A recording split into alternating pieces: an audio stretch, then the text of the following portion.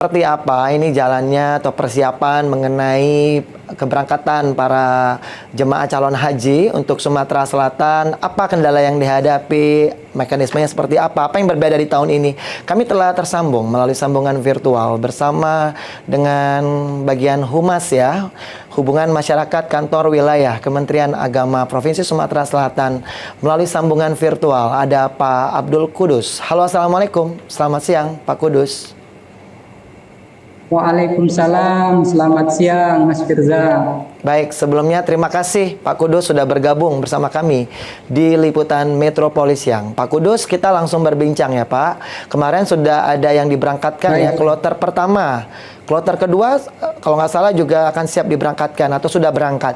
Saya ingin mengawali perbincangan kita yang pertama, mungkin Bapak bisa menjelaskan terlebih dahulu ya, untuk saat ini atau yang sebelumnya, tahapan mengenai keberangkatan jemaah calon haji, khususnya dari Embarkasi Palembang dan Sumatera Selatan secara umum ini seperti apa? Silakan Pak Kudus.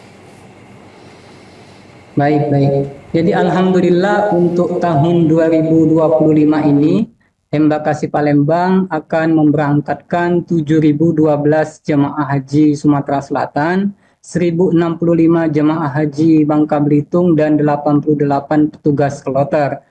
Seluruh jamaah ini akan diberangkatkan dalam 22 kelompok terbang atau 22 kloter yang terbagi dalam dua gelombang. Gelombang pertama itu kloter 1 sampai dengan kloter 11, yakni keberangkatannya dari tanggal 3 Mei kemarin dan akan berakhir pada tanggal 16 Mei. Kemudian gelombang kedua itu dari kloter 12 sampai dengan kloter 22 yang nanti akan dimulai tanggal 17 Mei sampai dengan 29 Mei. Sampai tadi pagi, dini hari tadi pagi, Embakasi Palembang telah memberangkatkan 1.109 jemaah haji, itu termasuk 8 petugas kloter yang tergabung dalam 3 kloter. Jadi hari ini pagi tadi tepatnya pukul 2:10 waktu Indonesia Barat, jemaah haji kloter 3 yang semuanya dari Kabupaten Oku Timur telah meninggalkan kota Palembang dan saat ini sudah berada di Madinah. Jadi jemaah haji Sumsel yang sudah di Madinah itu totalnya ada 1.109 jemaah haji. Sebelum keberangkatan ke Tanah Suci, jemaah haji ini kan harus di karantina dulu di asrama haji Embakasi Palembang atau asrama haji Sumatera Selatan selama lebih kurang 24 jam. Jadi satu hari menjelang keberangkatan, jemaah haji harus diantar ke asrama haji Sumatera Selatan menjalani berbagai macam tahapan di asrama haji. Seperti mereka menjalani one stop service di gedung serbaguna asrama haji Sumatera Selatan, menerima dokumen akomodasi, uang living cost sebesar 750 rial per jamaah, kemudian menerima gelang identitas dan menjalani pemeriksaan kesehatan akhir yang dilakukan oleh tim kesehatan Embakasi Palembang. Kemudian di asrama haji Sumatera Selatan, jamaah ini juga akan mendapatkan pemantapan manasik dari tim pembinaan manasik haji Embakasi Palembang, di mana jemaah ini akan diajak untuk mempraktekkan ilmu-ilmu manasik yang mereka dapat selama di kabupaten kota. Di asrama haji mereka akan mencoba fasilitas mock-up pesawat untuk melatih mereka bagaimana menggunakan fasilitas di dalam pesawat. Kemudian juga diajak praktek manasik di replika Ka'bah, Quran sebenarnya, di lintasan sa'i, dan juga di tempat melontar jumrah. Demikian Mas Firza. Baik, terima kasih sebelumnya Pak Kudus ya, sudah cukup detail sekali gitu penjelasan mengenai tahapan. Tapi saya tertarik ingin mencoba menggali lebih dalam ya Pak ya, terkait dengan tadi Bapak mengatakan sebelum mereka diberangkatkan artinya mereka akan diasramakan, ditempatkan dulu ya di asrama haji. Nah itu idealnya Ya, Pak betul. ketika dia berapa hari sebelum dia berangkat Pak untuk ditempatkan di asrama haji. Kan mengingat bahwa keberangkatannya berbeda-beda begitu, apalagi dibagi dua gelombang tadi, gelombang pertama dan kedua. Mungkin bisa mohon Betul. penjelasannya Pak Kudus. Iya, betul. Jadi memang jamaah haji itu diinapkan di asrama haji itu lebih kurang itu 24 jam, Mas. Misalnya hari ini kita menerima kedatangan kloter 4 pagi tadi, dan besok pagi mereka akan diberangkatkan menuju Madinah. Jadi ada 24 jam, lebih kurang 24 jam di asrama haji untuk menjalani tadi berbagai macam tahapan di asrama haji ini. Baik, baik. Artinya 24 jam sebelum dia berangkatkan akan diinapkan di asrama haji terlebih dahulu. Itu berarti jadwalnya Betul, sudah terjadwal semua ya, Pak ya. Untuk mereka tahu mereka Betul, akan di betul. kloter berapa Betul, dan Mas mereka Firza. akan berangkat tanggal berapa, itu sudah diketahui semua, Pak ya, oleh para calon jemaah haji yang belum berangkat. Betul, betul. Jadi informasi tentang jamaah itu masuk di kloter berapa, berangkatnya tanggal berapa, ke asrama hajinya tanggal berapa, itu sudah kita sampaikan semua, kita sosialisasikan semua kepada jemaah haji melalui kantor Kementerian Agama Kabupaten Kota di Provinsi Sumatera Selatan. Jadi misalnya untuk hari ini kan jamaah dari Kota Palembang, nah besok kemudian jamaah Oku Timur lagi. Nah mereka ini sudah mempersiapkan diri untuk datang ke Palembang. Baik, baik. Demikian. Ini seandainya Pak Kudus ada yang berhalangan, misalnya dia tidak bisa berangkat, mungkin dia kan ada beberapa alasan. Apakah dia bisa menchange gitu Pak, mengganti jadwal, mungkin dia akan berangkat di gelombang kedua, harusnya di gelombang pertama. Apakah bisa? Mekanismenya seperti apa Pak kalau seandainya diperbolehkan? Iya, eh, ada beberapa alasan ya jamaah haji itu pindah kloter biasanya. Pindah kloter dalam artian mungkin ada hal-hal yang membuat mereka tidak bisa berangkat sesuai dengan jadwal yang telah ditentukan. Misalnya salah satunya contohnya sakit gitu ya. Contohnya sakit, misalnya ada jemaah yang sakit sehingga dia tidak bisa berangkat bersama kloter 3 atau kloter 4 misalnya. Ini tentu bisa Mas ya, tentu bisa diberangkatkan di kloter-kloter berikutnya tergantung dengan kondisinya. Kalau dia sudah sehat, misalnya kalau dia sudah dalam keadaan baik, itu akan diberangkatkan di kloter-kloter berikutnya dengan catatan memang di kloter-kloter berikutnya itu ada seat pesawat gitu, maksudnya tidak full gitu kan, tidak full di penerbangan itu tidak full di kloter itu. Misalnya di kloter 4 ini ada satu jemaah yang tadi kita terima, itu jemaah yang dirujuk ke rumah sakit Siti Fatimah gitu ya kan karena sakit gitu kan, sehingga ada kemungkinan besok tidak bisa diberangkatkan bersama kloter 4 ke Madinah. Nah, ini tetap dipantau kondisi kesehatannya oleh tim kesehatan asrama haji. Kalau dia memang sudah membaik, sudah sehat, maka dia akan diberangkatkan mungkin bersama dengan kloter 5 atau kloter 6 atau kloter 7 atau bahkan diberangkatkan di gelombang kedua, tergantung nanti kondisinya dan juga tergantung di kloter-kloter tersebut apakah ada seat atau kursi kosong yang bisa dia tempati. Demikian Mas. Artinya kalau ada yang dia ingin tidak bisa atau menunda keberangkatan, artinya kursi dia tadi apakah diganti oleh orang lain atau dibiarkan kosong, Pak Kudus? Kalau dia menunda dalam mungkin sudah jauh-jauh hari ya, jauh-jauh hari misalnya dia tidak bisa berangkat di kloter awal karena dia harus ada yang harus mesti dia selesaikan, misalnya seperti dia minta mengajukan untuk pindah ke kloter berikut, itu mungkin masih bisa. Tapi dalam kasus misalnya seperti yang terjadi hari ini gitu ya Mas Firza ya, itu kan terlalu mepet kan nggak mungkin lagi kita mencari penggantinya gitu, demikian. Baik, baik. Pak Kudus, kalau sejauh ini Pak ada laporan Pak, mohon maaf kita tentunya mengharapkan semuanya baik-baik saja dan tentunya tidak ada kendala yang signifikan untuk para calon jemaah haji. Tapi Bapak sudah menerima laporan, mungkin ada yang harusnya berangkat tahun ini namun dikabarkan meninggal dunia misalnya, atau memang benar-benar tidak bisa berangkat tahun ini. Ada berapa Pak jumlahnya, Pak Kudus? Kita sejauh ini sampai saat ini waktu pelunasan terakhir di tanggal 25 April 2025 yang lalu, itu kan jamaah yang melakukan pelunasan termasuk jamaah cadangan itu ada 7.018, sementara kuota kita itu ada 7.012 gitu ya. Nah, sejauh ini kita masih terus berupaya supaya kuota yang 7.012 ini bisa terserap semua. Artinya tidak ada jamaah yang menunda gitu, yang seat kosong gitu kan. Tetapi yang kloter kedua kemarin kan ada satu orang yang sakit gitu ya, yang sehingga tidak bisa berangkat. Nah itu kan mudah-mudahan saja dia bisa diberangkatkan di kloter berikutnya. Demikian Mas Firza. Kalau tiba-tiba mendadak Pak, ada yang meninggal dunia, apakah boleh digantikan Pak oleh keluarganya? Secara Iya, jemaah yang meninggal dunia ini kan sebenarnya memang bisa digantikan ya. Ada aturan yang bisa digantikan oleh ahli warisnya gitu ya, oleh ahli warisnya ketika dia mau berangkat haji. Tapi itu tadi masih tergantung waktu Mas ya. Kalau dia misalnya meninggalnya 1 hari sebelum masuk asrama itu kan untuk pengurusan hal-hal seperti visa, paspor dan lain sebagainya. Itu kan ya administrasinya akan terkendala. Tapi kalau dia meninggalnya mungkin 1 bulan sebelum masuk asrama haji, 2 minggu sebelum masuk asrama haji itu bisa digantikan oleh ahli warisnya. Baik, baik. Tadi Bapak mengatakan ada yang sakit sampai harus dilarikan ke Rumah Sakit Siti Fatimah. Sejauh ini Pak mungkin bisa memberikan informasi bagi pemirsa mungkin yang suatu saat juga akan berangkat haji atau yang sudah akan berangkat haji tahun ini mungkin sedang menyaksikan tayangan kita. Mungkin Bapak bisa menjelaskan kalau yang namanya medical check up atau cek kesehatan itu sebelum keberangkatan, cek kesehatan apa saja Pak yang dilakukan oleh setiap jemaah calon haji ini Pak? Ya, betul. Jadi sebenarnya jemaah haji Indonesia di tahun 2025 ini kan cek kesehatannya itu cukup berlapis gitu Mas ya.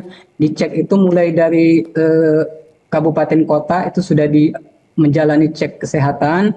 Kemudian ketika mereka akan melakukan pelunasan itu kan harus ada istitoah gitu ya, istitoah dari rumah sakit. Jadi jamaah itu dicek lagi kesehatannya. Kalau dia tidak mendapatkan istitoah, dia tidak akan bisa melakukan pelunasan gitu kan, tidak akan bisa melakukan pelunasan. Nah, setelah dia mendapatkan istitoah baru bisa melakukan pelunasan.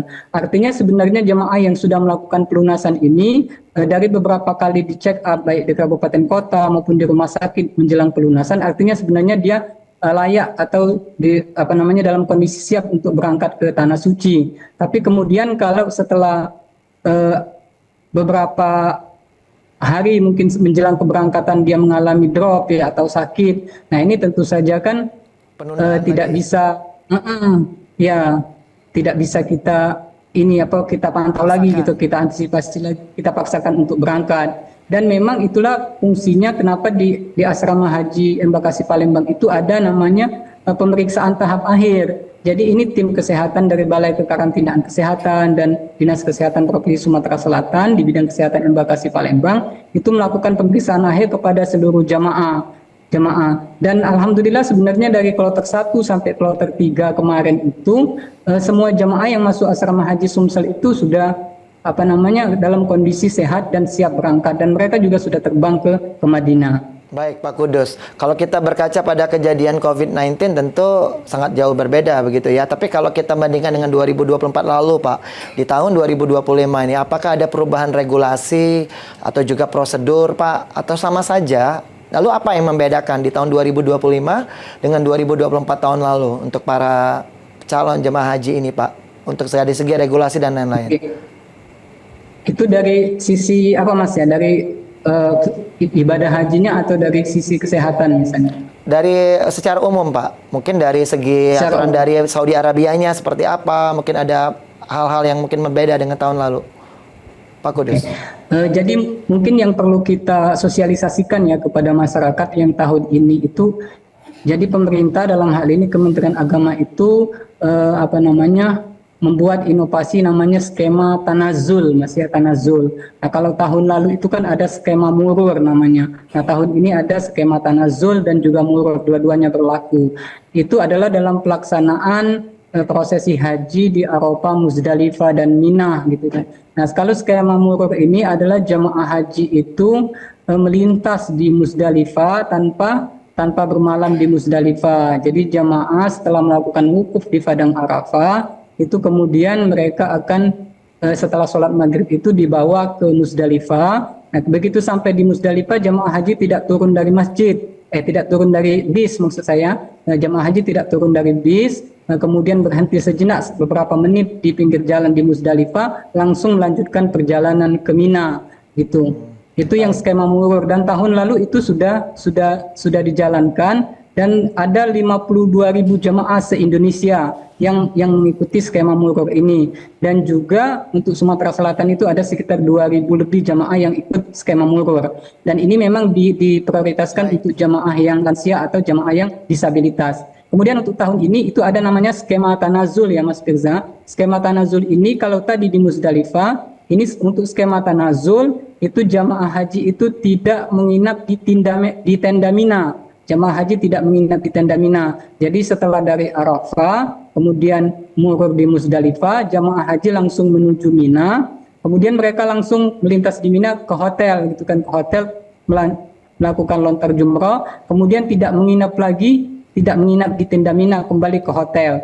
Nah, untuk skema tanazul ini di apa namanya diutamakan untuk jamaah-jamaah haji yang memang di Mekah itu tinggalnya di wilayah-wilayah yang dekat dengan Jamarot atau tempat melontar jumroh, yaitu di wilayah Shisha dan di wilayah Raudhah. Untuk jamaah Sumatera Selatan sendiri, insya Allah tahun ini itu jamaah di kloter 17 yang akan mengikuti skema tanazul ini, gitu kan. Baik. Jadi dan kebetulan yang jamaah kloter 17 ini tinggalnya di Mekah nanti itu di wilayah Raudhah. Baik, baik. Ini tentunya informasi yang sangat penting sekali ya untuk mereka yang mau berangkat di tahun ini.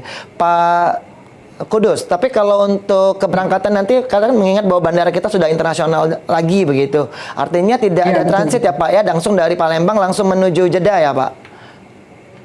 Iya betul. Jadi untuk pemberangkatan haji, Embakasi Palembang ini memang sejak dari 2006 ya, sejak dari 2006 itu langsung dari Palembang ke Arab Saudi. Nah, ini kan ada pembagian 2 gelombang tadi. Untuk gelombang pertama itu diberangkatkan dari Palembang menuju Madinah. Kemudian gelombang kedua diberangkatkan dari Palembang menuju Jeddah. Jadi Baik. langsung dari Palembang ke Arab Saudi. Baik, artinya langsung ya, alhamdulillah ya, tidak ada transit-transit lagi ya. Nah, kalau kita berkaca tadi Bapak mengatakan ada lansia juga, mungkin Bapak bisa menginformasikan ya di embarkasi yang diberangkatkan dari embarkasi Palembang, mungkin Kanwil Kemenak Sumsel punya datanya Pak, yang termuda usia berapa dan dari mana, dan yang tertua usia berapa dan dari mana, Pak Kudus? Iya. Jadi untuk yang usia apa namanya tertua di Sumatera Selatan itu, jamaah Sumatera Selatan itu berusia 103 tahun Mas ya, dari kota Palembang, Masya dari Allah. kota Palembang.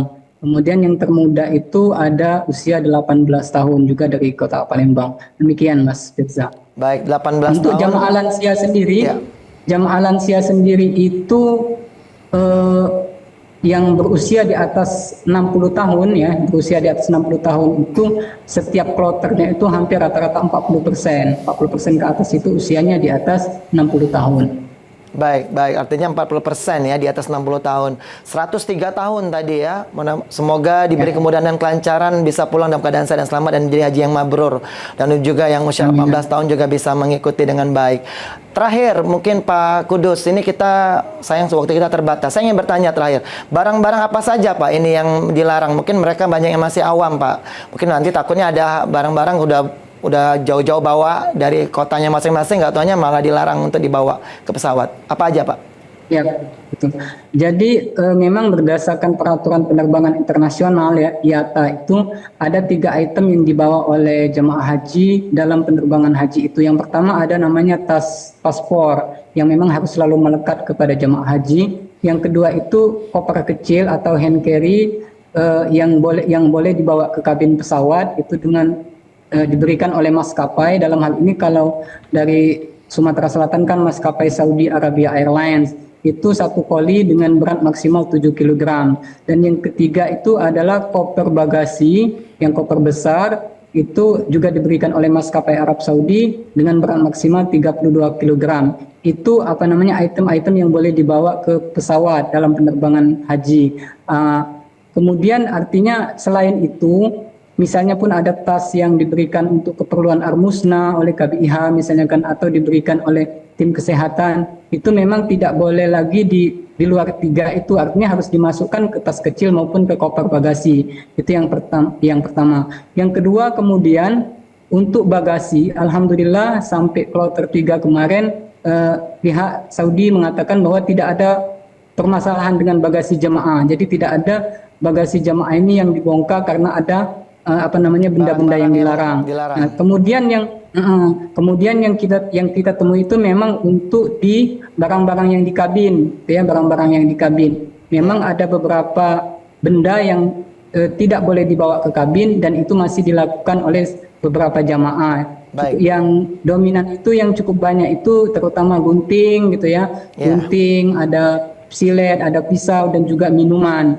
Jadi pihak Saudi juga meminta kita untuk mensosialisasikan lebih lagi Baik, kepada Pak jemaah Kudus, yang karena pasti minuman sudah disiapkan oleh pesawatnya. ya, yang pasti Pak Kudus dan tim juga sudah menginformasikan ya kepada mereka ya. Jadi mereka sudah tahu sebenarnya ya, tinggal diingatkan kembali. Betul, betul, Pak betul. Kudus, untuk Betul. menutup perbincangan kita terakhir Bapak bisa memberikan himbauan sekali lagi Pak untuk para calon jemaah, calon haji asal Sumatera Selatan yang mau berangkat ini, apa yang harusnya mereka persiapkan dan mungkin juga masukan ya untuk juga yang akan berangkat tahun-tahun berikutnya. Silakan Pak Kudus, kami kasih kesempatan.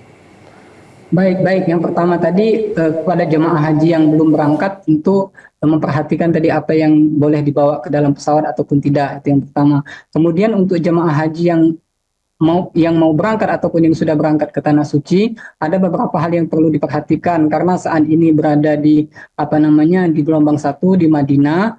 Nah, itu yang pertama kami himbau kepada seluruh jamaah baik nanti yang belum berangkat ataupun yang sudah berangkat untuk menyimpan kartu atau alamat lengkap hotel tempat pemondokan dia menginap, baik nanti di Mekah maupun di Madinah. Ini sangat penting. Kenapa? Karena pengalaman saya beberapa waktu yang lalu ya di Arab Saudi itu, eh, apabila ada jamaah yang misalnya terpisah dari rombongan ketika ke masjid gitu kan, pulang terpisah dari rombongan, kemudian kebingungan untuk kembali ke hotel, dengan menyimpan alamat lengkap hotel tinggal menemui petugas haji Indonesia yang ada di sana sehingga nanti bisa diantar ke hotel atau tempat penginapannya.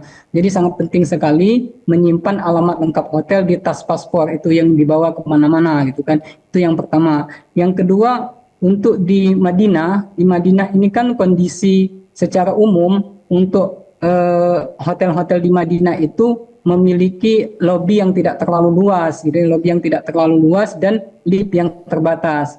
Jadi dihimbau kepada jemaah haji yang melaksanakan sholat di Masjid Nabawi, melaksanakan arba'in, agar tidak perlu terburu-buru kembali ke hotel untuk menghindari kepadatan di lobi ataupun menghindari antrian di lift pesawat. Yang ketiga tentu yang paling penting adalah menjaga kesehatan, banyak minum air putih, kemudian menjaga fisik sebaik mungkin karena prosesi pelaksanaan Arafah, Muzdalifah dan Mina yang dimulai tanggal 8 Zulhijjah sampai 13 Zulhijjah mendatang itu masih cukup lama. Demikian Mas Firza. Baik, Pak Kudus, kami doakan tentunya ya, semuanya dapat berjalan dengan baik dan lancar, diberikan kemudahan dan kelancaran untuk seluruh ya, baik petugas haji, para jemaah calon hajinya, dan juga semua bisa pulang nanti dalam keadaan sehat walafiat, menjadi haji yang mabrur semua. Terima kasih Pak Abdul Kudus, Humas Kanwil Kemenak Provinsi Sumatera Selatan sudah bergabung bersama kami di Liputan Metropoli Siang. Semoga sehat selalu.